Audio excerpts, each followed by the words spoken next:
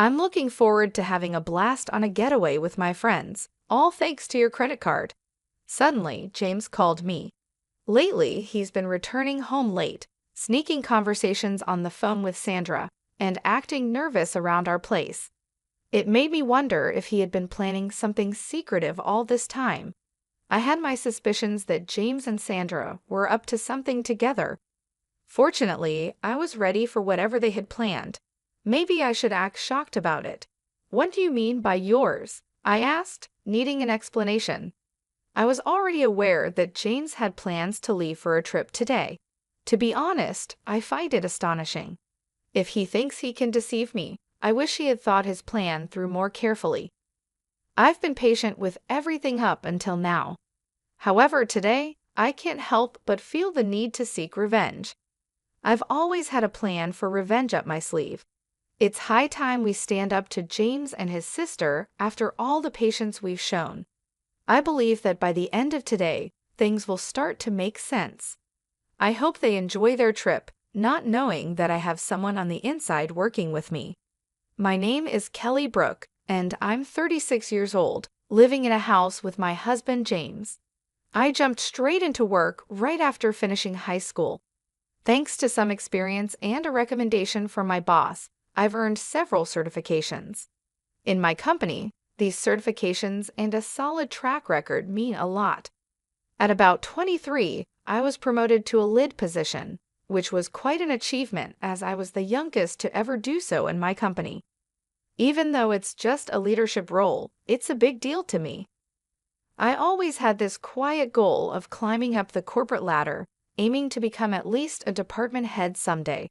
As time went by, the company welcomed some fresh faces, including James.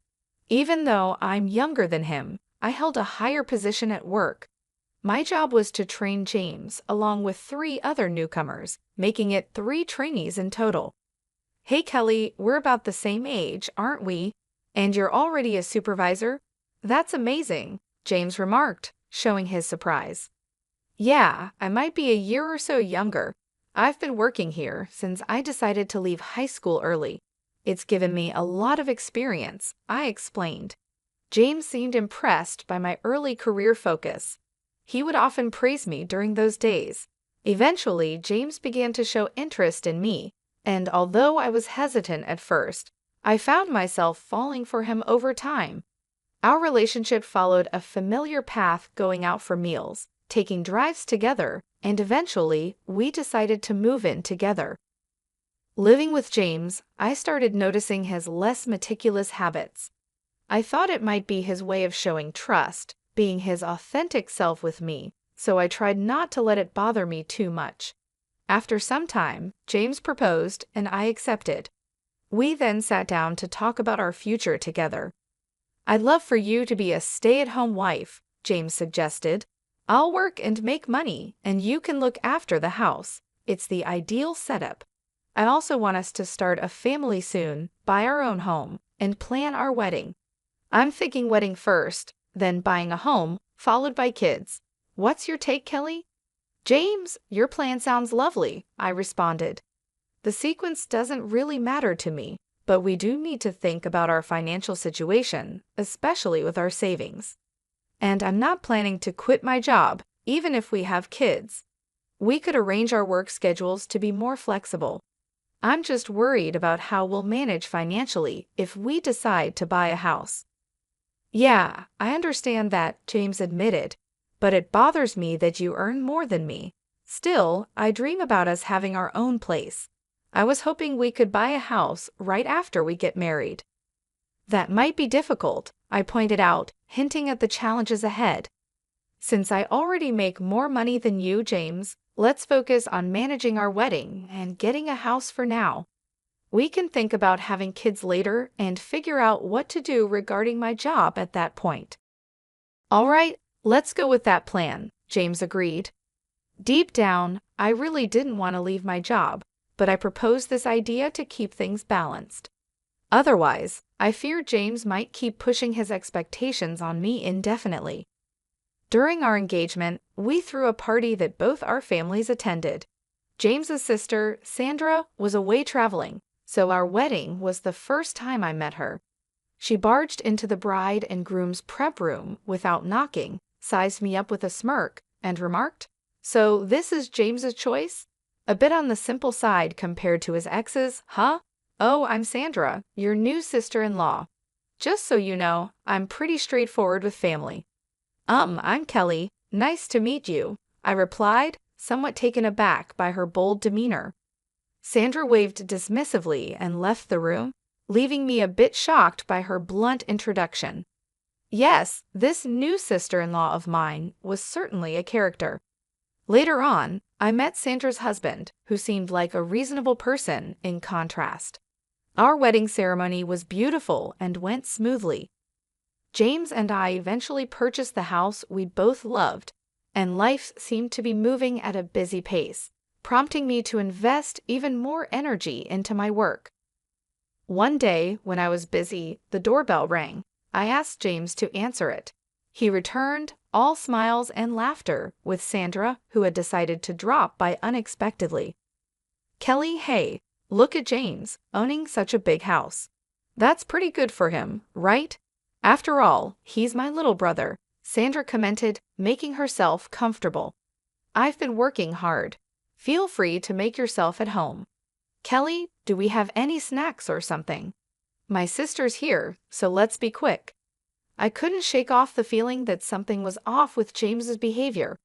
He seemed to puff himself up in his sister's presence, acting as if he was the sole owner of our house. It was clear he probably led her to believe he bought the house on his own. I played a significant role in making the down payment and continue to contribute to the mortgage payments for our house. Despite this, James was adamant about having the title in his name alone, and eventually, I agreed to it. Living together made me think it wouldn't really matter whose name was on the deed. However, the way James bragged about it to his sister rubbed me the wrong way. Still, I chose to keep quiet and not cause a fuss. "Here are some snacks. James does put in a lot of effort, you know," I mentioned casually, trying to smooth over the atmosphere. "Why does Kelly sound so in charge? She's not the boss or anything," Sandra remarked, a hint of annoyance in her voice. "Well, actually, I am James's supervisor at work," I clarified, a bit surprised. "Oh, is that so? Did James not tell you? When I joined the company, Kelly was already a manager. Since she started working right after leaving high school, it just happened that way. If it were up to me, I'd have surpassed her quickly," Sandra mused. "Wait, you left high school early? You seem so responsible, yet you're less accomplished than me," Sandra asked, a bit mockingly. "Is there an issue just because I didn't finish high school?" I responded, trying to keep the peace. "No, not really. But Kelly, since you're not a high school graduate and I'm your sister-in-law, I can ask you for anything, right?" "That's the rule," Sandra joked, though her tone suggested she wasn't entirely kidding. "Kelly, whatever my sister wants, she gets. If you refuse, I'll have to ask you to leave the house," James added, seemingly backing up his sister's outrageous claim. I was baffled by their conversation. Why would not having a high school diploma and her being my sister-in-law mean she could demand anything from me? And the threat of being kicked out of my own home for not complying. Was this some sort of bizarre joke? I managed a polite smile and quickly retreated to the kitchen, needing a moment to collect my thoughts. From there, I could still hear James and his sister talking, and it sounded like they were serious about what they had said. A little while later, Sandra followed me into the kitchen. "Hey, Kelly, I actually need to ask you for a favor." "What is it?" I asked, already dreading the request. "I need to borrow some money, like $5,000, please," she said, as if it were a small favor. "How is that a small amount? That's quite a lot. What do you even need it for?" I questioned, trying to grasp the situation. "Come on, it's just $5,000. You're a supervisor, right? You must have a good salary," Sandra pressed, assuming my financial situation would easily cover her request. The entire conversation felt surreal, leaving me to wonder how we'd gotten to this point. Sandra needed the money to cover the costs of renovations. When I reminded her about boasting of her new condo recently, she brushed it off. Huh, did I? Well, just give me the money. James said he'd lend it to me and told me to ask you. What? Why would he make such a decision without consulting me first? I was taken aback by James's assumption.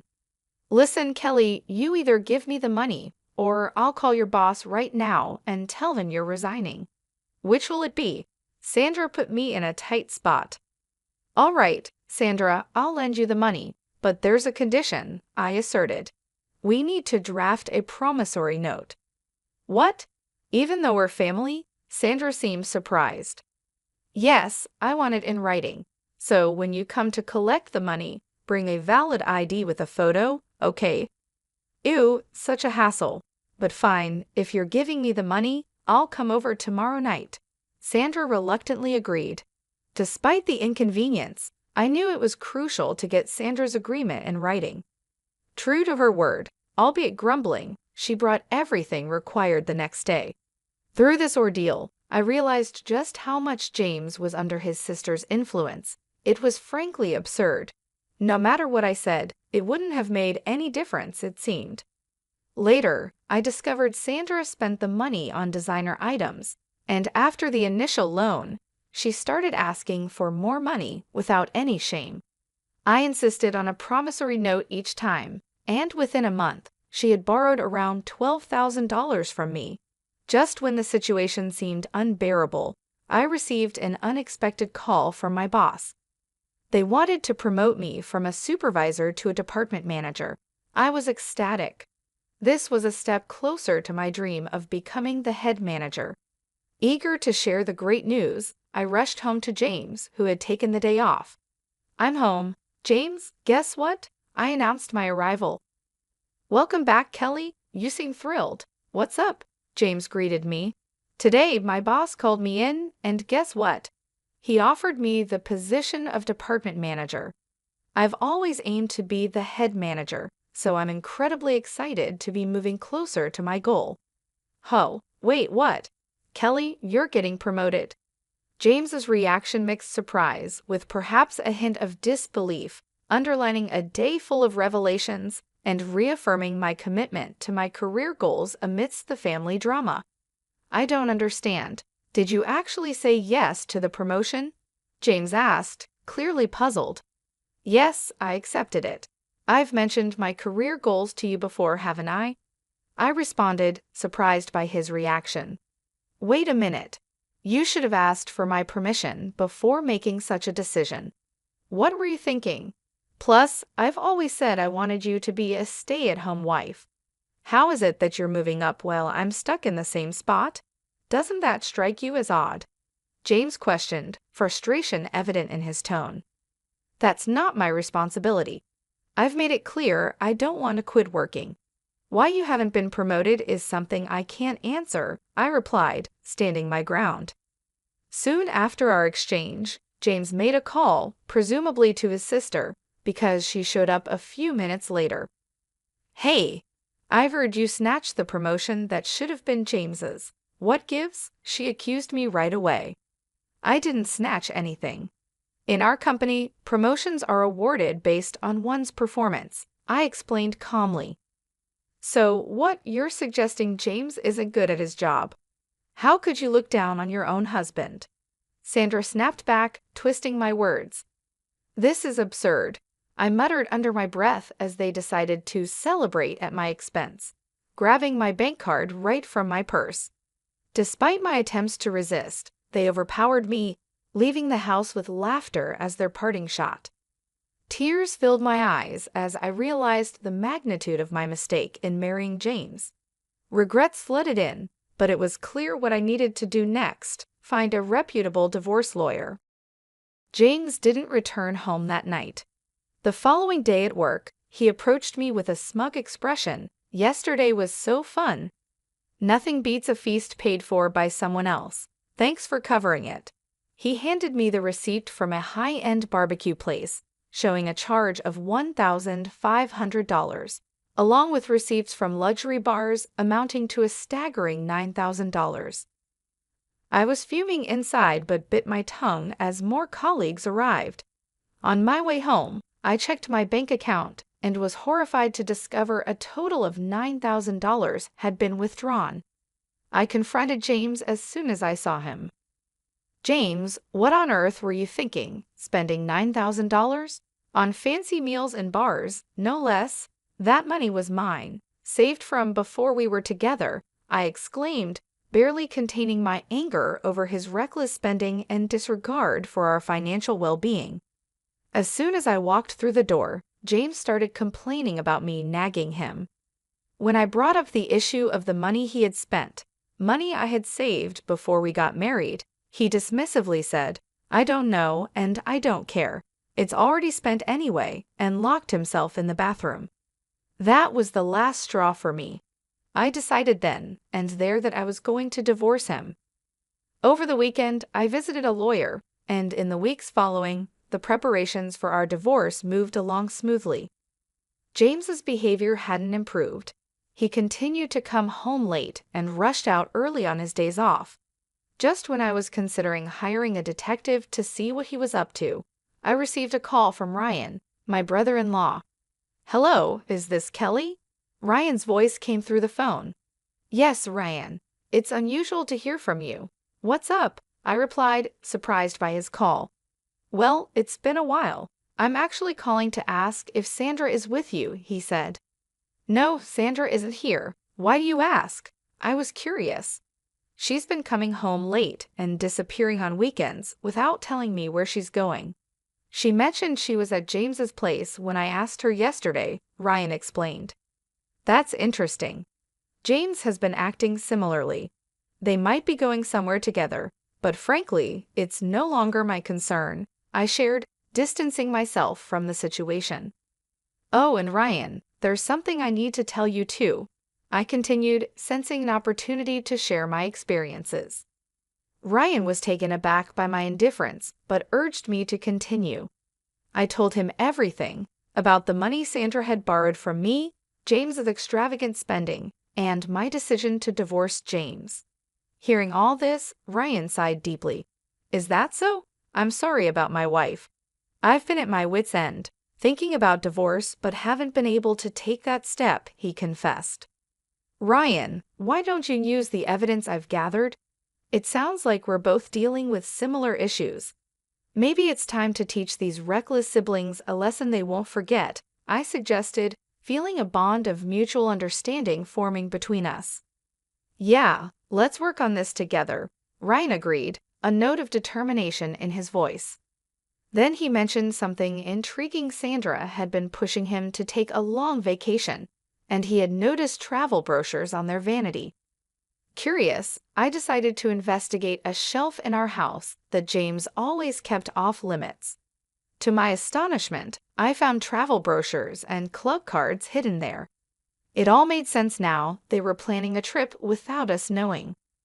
"Ryan, I think they're definitely planning a trip. I just found evidence of it," I informed him, both of us realizing the depth of our partner's deceit. This newfound information solidified our resolve to proceed with our plans for divorce and hold them accountable for their actions. I stumbled upon some travel brochures hidden away, sparking an idea. As I shared my plan with Ryan over the phone, he couldn't help but laugh and agreed to play along. We concluded our call with a promise to coordinate our actions through text messages. I also forwarded him some evidence that might be useful for his own divorce proceedings while we meticulously strategized our next moves. 3 weeks later, just as the sun was rising, James left our house, a plan I was privy to thanks to a heads-up from Ryan the previous day. A few hours into his adventure, James called me, boasting about how he was going to enjoy a trip using my credit card with Sandra and their friends.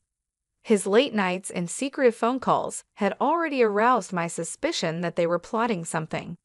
Fortunately, I was ready for their games.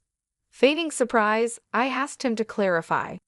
With a smirk in his voice, James revealed that they had been planning this trip for a long time and viewed Ryan as a safety net in case their plan fell through. They thought I was becoming too confident and decided it was time to teach me a lesson, as he put it. James's words were meant to belittle me, suggesting I couldn't stand up to their manipulations. But I was beyond feeling hurt or angry. I felt nothing at all. I questioned James about his earlier comment regarding my debit card, playing along with his illusion of victory. Confused, James insisted he had taken my card, but I calmly informed him that my card was still with me in my wallet. There was a moment of silence before he stuttered, questioning what card he had bragged about using. I revealed, much to his shock, that he had mistakenly taken an old gym membership card of mine. It matched my debit card in color and size. Realization dawned on James as he confirmed it did say Fitness Club on the card, and he began to question his mistake, wondering if he had mixed up the cards. Amidst this confusion, Ryan, who had been listening in on speakerphone, couldn't contain his amusement. James's grand plan to splurge on my dime had crumbled over a simple mix-up with a gym card. This blunder not only foiled their extravagant scheme, but also marked the beginning of their comeuppance, with Ryan and I ready to move forward with our plans, strengthened by the absurdity of their mistake.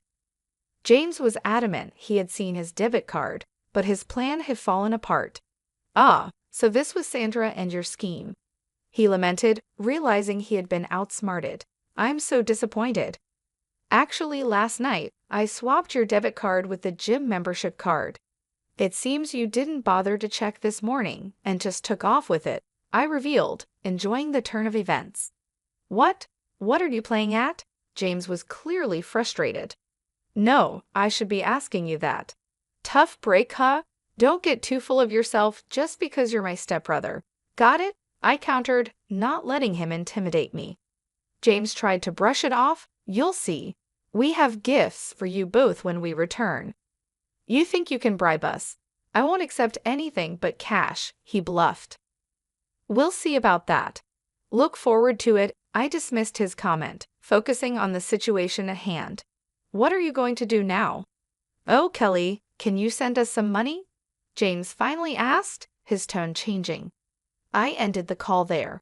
His message following the call, trying to threaten me with involving Ryan, only received a nonchalant "Is that so?" from me before I went back to sleep. When I woke up in the afternoon, my phone was flooded with missed calls and messages. I first called Ryan, then decided to pick up James's call. "Hey, finally, send the money, please. It's so cold, I think we're going to freeze," James pleaded. The reason for their discomfort was clear. They were in Alaska. In February, the cold there is biting, and if James and his group were complaining, it meant my plan had worked perfectly. "Really? You mentioned Ryan would help, right? Or is he not there?" I played along. "What? Do you know something?" James's confusion was evident. "Should I fill you in? Since you and Sandra decided to team up, Ryan and I did the same. It's quite simple," I explained, enjoying the irony of the situation. "Now, do you understand why I kept you on the phone for so long during that first call? It was to buy time, and Ryan, he's on his way back here on another plane." The revelation seemed to hit James hard. Our coordinated response to their scheme had left them stranded and cold, far from the luxurious getaway they had anticipated. My satisfaction came not just from thwarting their plan, but also from the solidarity Ryan and I showed in facing their deceit. As soon as I received confirmation that Ryan had boarded his flight back, I ended the call with a clear message to James. "We've joined forces to teach you a lesson. Now, find your way back on your own. See you." And with that, I hung up, eager for Ryan's return. I took this time to call my lawyer, setting up what would be our final meeting about the divorce before James and his companions could make their way back. I anticipated a confrontation upon their return and wanted to be fully prepared. Just a few hours later, as predicted, James and his entourage arrived, bursting with indignation. "Kelly, what the hell? You better be ready to move out. Ryan sided with you, hasn't he? Why do you return before us? This is unbelievable. You think I'm okay with this? Apologize now." "Shut it and sit down." Ryan intervened, his usually calm voice now booming, commanding James and his friend to sit immediately. They complied, shocked into silence by Ryan's authority. Our lawyer wasted no time, distributing his business cards to James and his friend, who looked utterly confused as they accepted them. Without further ado, Ryan and I presented them with a stack of papers. Their confusion turned to shock as they skimmed the documents, their complexions draining of color. "Wait, this talks about dividing property. You're not suggesting a divorce, are you?" James stammered, disbelief coloring his tone. "It's on mine, too. A divorce? What did I even do? This has to be a joke, right?" James's friend echoed his disbelief, looking from one to the other for confirmation. "Yeah, right," Ryan responded, his tone final. "I'm heading home. I've had enough. I've been recording your daily tantrums for a while now, including that call you made during your so-called vacation, James. You really don't see the problem with your behavior, do you? I can't keep living like this." "Wait, are you serious?" James's voice was tinged with a sudden realization of the gravity of the situation as the reality of impending divorces began to sink in. The tables had turned entirely, with Ryan and I standing united, ready to move forward from the chaos they had created. "I mentioned it before, didn't I? I want half of the down payment we made on the house, plus the remainder of the mortgage, and I want back the savings you used from when I was single." I firmly stated my demands to James. Turning to Sandra, I continued, "And you, Sandra, you're going to repay me for the money you borrowed and the additional amounts you withdrew from my savings along with James, right?" Sandra tried to deflect. "Wait, James was the one who bought the house, and I never borrowed or spent any of that money. You're making false accusations." "Sandra, please review the documents. There's a promissory note outlining exactly how much you owe," I pointed out, undeterred. "No way. I don't know anything about this." "Without proof, I'll just dismiss this as useless," she retorted, attempting to downplay the seriousness of the evidence. Both James and Sandra acted rashly in response. James crushed the recorder under his foot, and Sandra ripped the paper to shreds, both wearing smug looks of defiance. "Look here, James, destroying that recorder changes nothing. The data's still saved on my computer, and Sandra, that document you destroyed wasn't the original. You've accomplished nothing," I calmly explained, revealing their efforts to be futile. "What the hell are you three even trying to do?" James's frustration was evident. "Oops," was my simple reply, highlighting their lack of foresight. To Sandra, "I also have a claim against you for all the savings you squandered, not to mention the cozy time you spent with that guy at the bar," I added, revealing more of their misdeeds. Faced with the reality of their actions and the legal repercussions, both James and Sandra started to break down, tears streaming down their faces. The financial reckoning was harsh but fair. For James, the total came to $135,000, $8,000 for emotional damages, $100,000 for the house's down payment, and $15,000 for miscellaneous expenses. Additionally, there was an upcoming loan repayment of $4,000. Sandra's bill amounted to $35,000, which included $11,000 for miscellaneous expenses and $31,000 for the loan she had acknowledged with the promissory note. As for Ryan's claims against Sandra, given her intentional distress and frivolous spending, the total was $135,000. $55,000 for emotional damages, and $80,000 for miscellaneous expenses, all calculated without dividing any assets like condos. This stark financial and emotional toll underscored the consequences of their actions, serving as a potent reminder of accountability and the importance of integrity in relationships. After the fallout, I half expected James and Sandra to attempt suing us, given their track record. However, our sharp attorney had already anticipated such moves, including a clause in the settlement paperwork essentially saying, "If you try to sue, you'll surely lose." No one will represent you, and it'll only cost you more. Focus on your repayments instead. With that, we managed to avoid court altogether. I collected my things and left our shared home behind. Word of the whole ordeal somehow reached my workplace, leading to James being transferred to another branch, which helped put some necessary distance between us. Not long after, James reached out with a message that took me by surprise. "Kelly, I miss you. Life's empty without you. Can we try again? You can focus on your career all you want." But I knew better than to fall back into that cycle. "It's not going to happen. Goodbye," was my firm reply. Then came Sandra, trying to play the family card. "Kelly, think it over about my brother. What if we all live together again? Maybe we just misunderstood each other. I think things could be better." My response to her was just as resolute. "Sandra, it's not going to happen. I'm sorry. Goodbye." Both of them pleaded, but I stood my ground, cutting off all contact. Ryan, it turned out, received similar pleas, but also chose to ignore them. One day, passing my old house in a taxi, I noticed a "for sale" sign out front.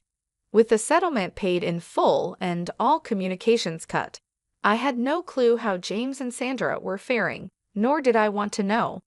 As for me, I've moved on and up literally. I bought a condo and settled into my new life. Work has been fantastic, and I was recently promoted to regional director, a role I've long aspired to.